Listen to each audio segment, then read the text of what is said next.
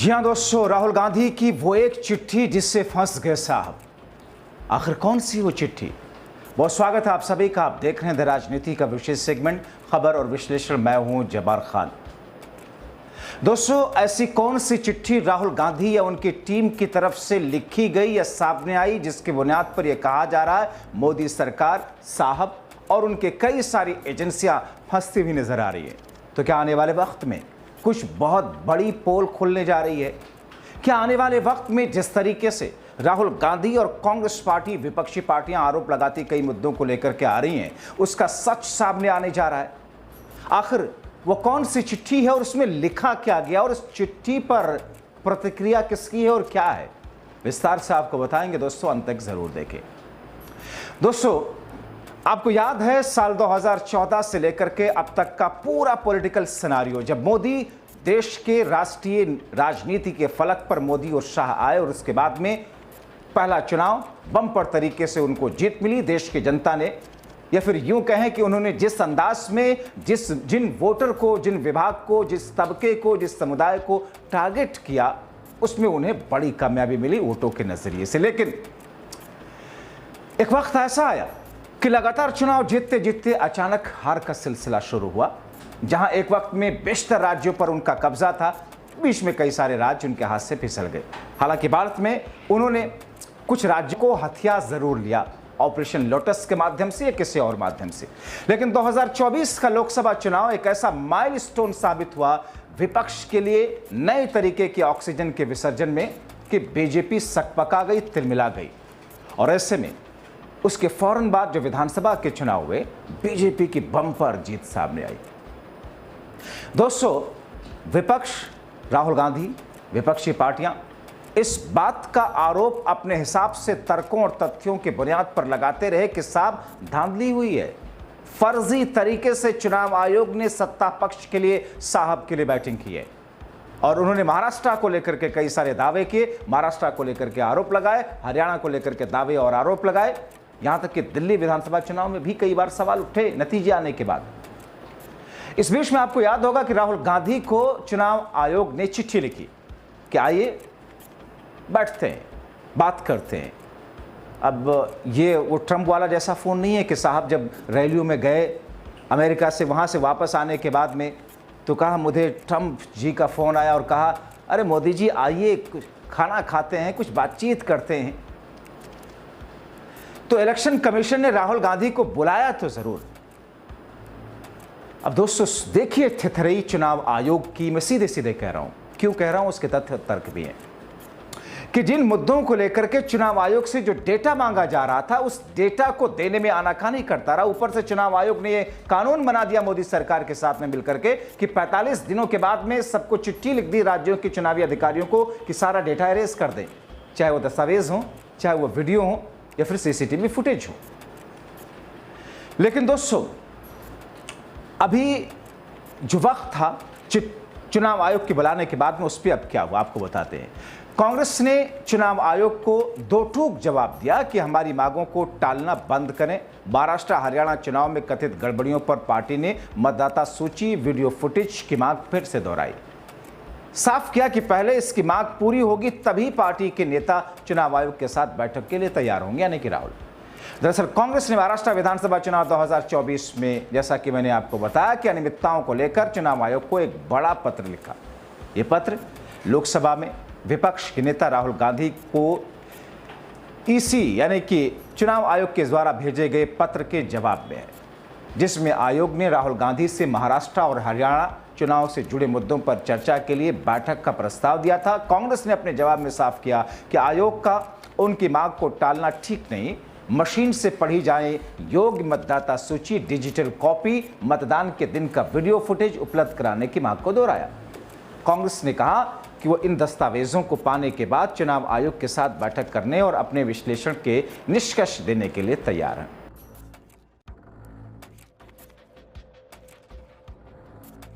दोस्तों, अपने पत्र में इन्होंने कहा कि ये जो जानकारियां इस पत्र की तारीख से एक सप्ताह के भीतर दें, ये जो जानकारियां मांगी गई हैं, ये एक लंबे समय से चली आ रही मांग है, जिसका पालन करना चुनाव आयोग के लिए आसान होना चाहिए।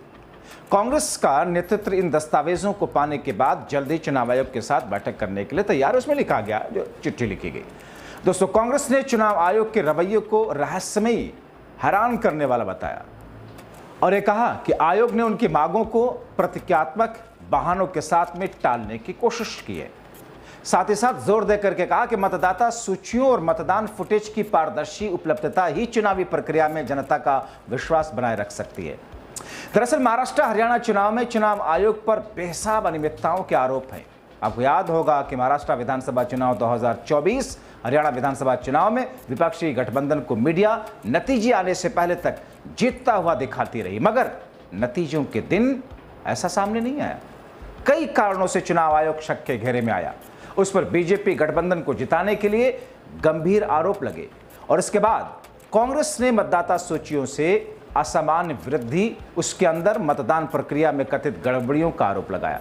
दावा किया गया महाराष्ट्र के कुछ निर्वाचन क्षेत्रों में मतदान संख्या में 8% की असमान वृद्धि दर्ज की गई। दोस्तों अब सोचिए, अगर 8% वृद्धि मतदान में कर दी जाए तो फिर नतीजा तो मनचाहा होगा ही। कांग्रेस ने हरियाणा और महाराष्ट्र के मतदान केंद्रों पर सीसीटीवी फुटेज में कथित हेरफेर, मतदान सूचियों में गड़बड़ियों के आरोप लगाए। जैसा कि मैंने आपको बताया कि इन सारी चीजों को लगातार चुनाव के बाद से जो सवाल उठ रहे थे, उसको लेकर के हाल में चुनाव आयोग ने एक प्रस्ताव दिया था राहुल गांधी को। कांग्रेस ने इस निमंत्रण को स्वीकार करने से पहले अपनी मांगों को पूरा करने की शर्त रखी। चुनाव आयोग को पिछले जवाबों को अपर्याप्त करार देते हुए कहा कि आयोग ने उनकी चिंताओं को गंभीरता से नहीं लिया।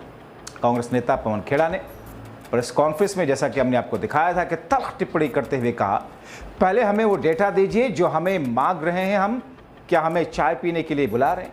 कांग्रेस का कहना है कि चुनाव आयोग द्वारा उनकी मांगों को टालना प्रक्रियात्मक जवाब देने जनता के बीच संदेह की ओर बढ़ाता है। कांग्रेस अध्यक्ष मल्लिकार्जुन खड़गे ने भी आयोग पर निशाना साधते हुए कहा कि चुनाव आयोग को सरकारी कठपुतली की तरह व्यवहार करने के बजाय पारदर्शिता दिखानी चाहिए। दोस्तों अब कांग्रेस ने चुनाव आयोग को 1 सप्ताह का समय दिया ताकि वो मांगी गई मतदाता सूचियों, वीडियो फुटेज को उपलब्ध कराएं। अगर दस्तावेज मिल जाते हैं तो अपने विश्लेषण के निष्कर्ष के साथ में चुनाव आयोग के सामने विस्तृत चर्चा के लिए तैयार होगी कांग्रेस। लेकिन अगर चुनाव आयोग इस अनुरोध को पूरा नहीं करता तो कांग्रेस ने संकेत दिया कि वो इस मुद्दे को और जोरों शोर से उठाएंगे। इसमें कानूनी कार्रवाई और जन आंदोलन के विकल्प भी शामिल हैं।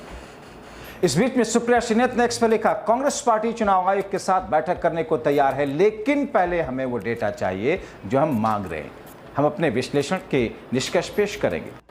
मतदाता सूचियों और मतदान फुटेज की जांच से ही सच्चाई सामने आएगी। ये मामला न केवल चुनाव आयोग की विश्वसनीयता पर सवाल उठाता है, बल्कि भारतीय लोकतंत्र में चुनावी प्रक्रिया की पारदर्शिता के महत्व को रेखांकित करता है। आने वाले दिनों में चुनाव आयोग का जवाब और कांग्रेस की अगली रणनीति इस मामले को और गति दे सकती है।